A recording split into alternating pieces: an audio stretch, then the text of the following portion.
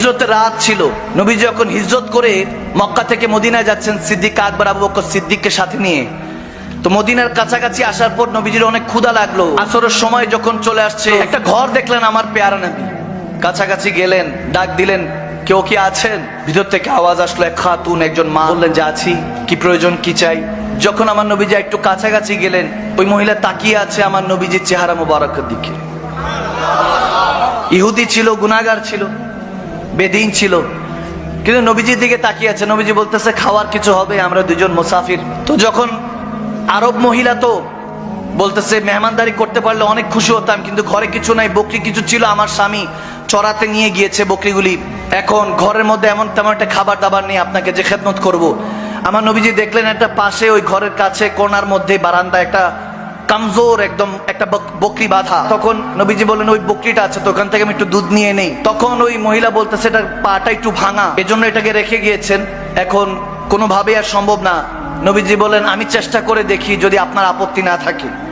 নবীজি গেলেন, আবু বকর সিদ্দিককে কাছে নিয়ে বললেন যে আবু বকর তুমি দুধ নিতে থাকো, আমি পশুটার গায়ের মধ্যে, বকরিটার মধ্যে হাত রাখছি। আমার নবী যখন দাস্ত মোবারক ওই পশুর উপরে পড়লো, হাদিসে এসেছে পাটা সাথে সাথে সোজা করে দাঁড়ালো, দাঁড়িয়ে সে প্রশস্ত করে দিল যাতে দুধটা নিতে সুবিধা হয়। হাদিসে এরকম এসেছে ওই ঘরে যতগুলি পাত্র ছিল সমস্ত পাত্রের মধ্যে দুধ টইটুম্বর হয়ে গিয়েছে। সুবহানাল্লাহ। সব যখন টইটুম্বর হয়ে গিয়েছে, ওই খাতুন তো এরকম নাজারা জীবনও দেখে নাই, এরকম মুজিজা তার কাছে তো জাদু মনে হয়েছে, যেটা কি হলো। তো তেনার সন্তানও ছিল, ছোট্ট সন্তান ছেলে, সেও দেখছে, মোহাব্বতও দেখছে, মোহাব্বতের মাও দেখছে। সুবহানাল্লাহ।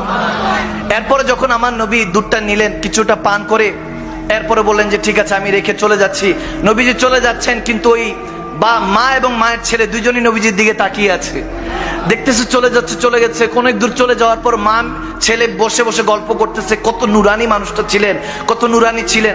এরপরে ওই মোহাব্বতের বাবা আসলো, আবু মোহাব্বত যখন আসলো, ভিতরে প্রবেশ করলেন, বকরি টকরি বাঁধলেন, বাঁধার পর যখন ভিতর প্রবেশ করলেন, বলতেছে কি ব্যাপার, একটা খুশবু পাইতেছি, এই খুশবু জীবনও পাই নাই, একটা সুগন্ধি পাচ্ছি, স্মেল আমি কোথাও পাইনি, এরকম সুগন্ধি কোথা থেকে আসছে। তখন ওই খাতুন বলতে লাগলেন যে হে স্বামী, হে আমার প্রিয়তমা, আপনাকে কি বলবো, কে জানি একজন এসেছিলেন, কে জানি এসেছিলেন।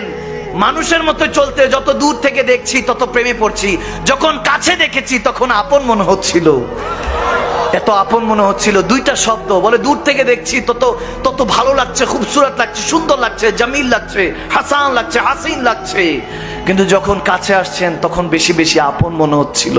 মনে হচ্ছে এই আপন মানুষটার জন্য ওয়েট করছি এতদিন। বলে কি বলো, ওই মানুষটার সাথে আমার একটু দেখা করা দিবা না? আমি তো ছিলামই, আমাকে ডাক দিতা। বলতে উনি এমন কাজে, ওনাকে দেখতে দেখতে আমাদের সময় পার হয়ে গিয়েছে। যখন এরকম বলতেছে, কি চেহারার কথা বলবো, কি চোখ মোবারকের কথা বলবো, এরকম বলতে বলতে ছোট্ট বাচ্চাটা বলে উঠলো যে মা, একটু ওই বকরির কথা বলবা না, বকরির সাথে কি করেছে?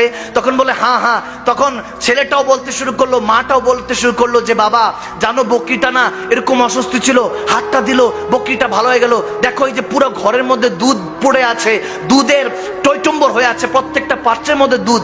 তখন বলতেছে কি বলো, ওই মানুষটার সাথে একটু দেখা হওয়ার সুযোগ হলো না? যখন এরকম বলছে, উম্মে মোহাব্বত বলছে, ওনার নামই তো জানা হয় নাই। তখন একটা অবস্থায় তারা নিজেরা মিলে নাম দিতে লাগলেন। হাদিসে এসেছে মোবারক, বলে আমাদের ঘরে একজন মোবারক এসেছিলেন। কি এসেছেন? মোবারক এসেছেন। বলে মোবারক এসেছিলেন। মোবারক যখন নাম দিলেন, এখন প্রত্যেক দিন ওই স্বামী এসেই জিজ্ঞেস করে, আচ্ছা মোবারকের জুলফ কেমন ছিল, বাবরি চুলটা কেমন ছিল, আচ্ছা মোবারকের চোখ মোবারকটা কেমন ছিল, চোখটার দিক কিভাবে তাকাতেন, আচ্ছা মোবারক কি মুচকি হেসে কথা বলতেন নাকি গম্ভীর ভাবে কথা বলতেন। এরকম প্রত্যেক দিন আলোচনা চলছে। এখন প্রত্যেক দিন বলে যদি আবার আসে আমাকে ডাইকো। ওই স্বামীটা যখন বলছে তার স্ত্রীকে, আবার যদি আসে আমাকে একটু তলব করো, আমাকে খবর দিও। এখন দেখতে দেখতে অনেক দিন পার হয়ে গেল, আসছে না। ওই দিন ওই মাটা মোহাব্বত তার ছেলেকে নিয়ে যখন বাজারে গেল, মদিনার, যখন মদিনার মধ্যে বাজার সদাই করছে, হঠাৎ করে দেখে আবু বকর সিদ্দিক আকবর রাদিয়াল্লাহু তাআলা দাঁড়িয়ে কিছু একটা কিনছে। তখন ছেলেটা তার মার আঁচল টান দিয়ে বলে, মা ওই যে ওই দিন মোবারক এসেছিল না, তেনার সাথে যে সঙ্গী ছিল ওনাকে দেখা যাচ্ছে, মনে হয় ওনাকে দেখা যাচ্ছে। দৌড়ায় তারা আসলো, এসে বলতেছে হে আজনবী, আপনি কি মনে আছে ওই দিন ওই যে বকরির উপর একজন হাত ফিরেছিলেন, দুধের ব্যবস্থা হয়েছে? হযরত আবু বকর সিদ্দিক মুচকি হাসি দিয়ে বলে, হ্যাঁ আমি আপনাকে চিনতে পেরেছি, আপনাদেরকে চিনতে পেরেছি। বাচ্চাটাকে আদর করে দিলেন, বলেন কি চাই? বলে ওই ওনাকে মোবারক কোথায়, মোবারকের সাথে দেখা করতে চাই। আবু বকর সিদ্দিক একটু স্ট্রেঞ্জ হলেন, অবাক হলেন, বলে মোবারক কে? হু ইজ মোবারক? মোবারকটা কে? আমার নবীর নাম যে তারা বসে বসে মোবারক দিয়ে রেখেছে, প্রিয়তমা দিয়ে রেখেছে, তারা তো আর জানা নেই। বলতেছে কোন মোবারক? বলে ওই যে উনি যে এসেছেন, ওনার নাম তো আর জানা নেই। ওই যে জেনার চেহারা তো নুরানি। মুচকি হাসি দিয়ে সিদ্দিক আকবর বলতেছে হ্যাঁ, ওনার নাম মুহাম্মদ মুস্তাফা সাল্লাল্লাহু তাআলা আলাইহি সাল্লাম। তিনি ইসলামের পয়গম্বর, তিনি আমাদের নেতা, আমাদের পয়গম্বর, আমাদের দয়াল নবী, রাহমাতুল আলামিন নবী, আল্লাহর হাবিব। যখন এই কথা বলছে, বলে আমরা যেতে চাই। দৌড়ায় মা ছেলে সিদ্দিক আকবরের সাথে আমার নবীর কদমে গেল। নবীর কদমে পড়ে তারা কালমা পড়ে মুসলমান হয়ে গেল। যখন মুসলমান হয়ে ঘরে ফিরছে, এখন বাবা আসলো, ওই স্বামীটা আসলো, এসে বলতেছে কি গো, তোমার চেহারা দেখে এত নুরানি মনে হচ্ছে কেন? মনে হচ্ছে তিনি কি এসেছেন নাকি? তিনি কি এসেছেন? বলে না না, তিনি আসেন নাই, বরং তেনাকে আমরা পেয়ে গিয়েছি, তেনাকে খুঁজে নিয়েছি। তিনি মদিনারই এক গলিতে থাকেন, অলি গলিতে থাকেন, মুস্তাফা নাম, তেনার নাম মুহাম্মদ। বলে কি বলো, আমাদের মোবারকের নাম মুহাম্মদ, নামটাও তো মোবারক, নামটাও তো মোবারক। বলতেছে সেই মোবারক মুহাম্মাদের কাছে যেতে চাই। তখন বলতেছে হ্যাঁ চলো চলো। ওই স্বামী তার স্ত্রীকে নিয়ে আবার গেলেন, গিয়ে আমার নবীর কাছে গিয়ে অঝরে চোখের পানি ছেড়ে দিলেন। বললেন ইয়া রাসূলুল্লাহ, ইয়া হাবিবাল্লাহ, আপনি আমাদের ঘরে এসেছিলেন, এরকম কেউ আসে নাই। হাদিস এসেছে ওই বকরি হযরত ওমরের খলিফার মধ্যে খেলাফতের পর্যন্ত ওই বকরি ছিল। যখন দুর্ভিক্ষ একটা সময় পড়েছিল, যখন কোথাও পানি পাওয়া যাচ্ছিল না, হযরত ওমর বলতেছেন ওই বকরি উম্মে ও মুহাব্বতের ঘর থেকে ওই বকরির দুধ মুসলমানদেরকে সাপ্লাই দেওয়া হয়েছে, মুসলমানদের ব্যবস্থা করা হয়েছে পান করার জন্য। ওই অবস্থা হয়েছে।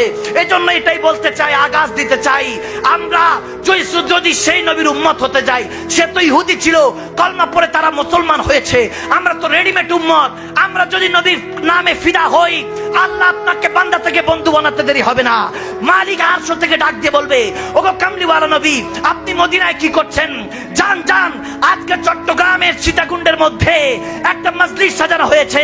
আজকে যখন তারা মুনাজাত দিয়ে ঘরে যাবে, দুনিয়ার চোখটা বন্ধ করতে দেরি হবে না, আমি রব্বে কারীম তার কিসমতের চোখটা খুলে দিব। জান ইয়া রাসূলুল্লাহ বলে তারা চিৎকার দিয়েছে। আজকে তাদের সাথে দেখা করে তাদের সিনাকে মদিনার আয়না বানিয়ে দেন। সুবহানাল্লাহ।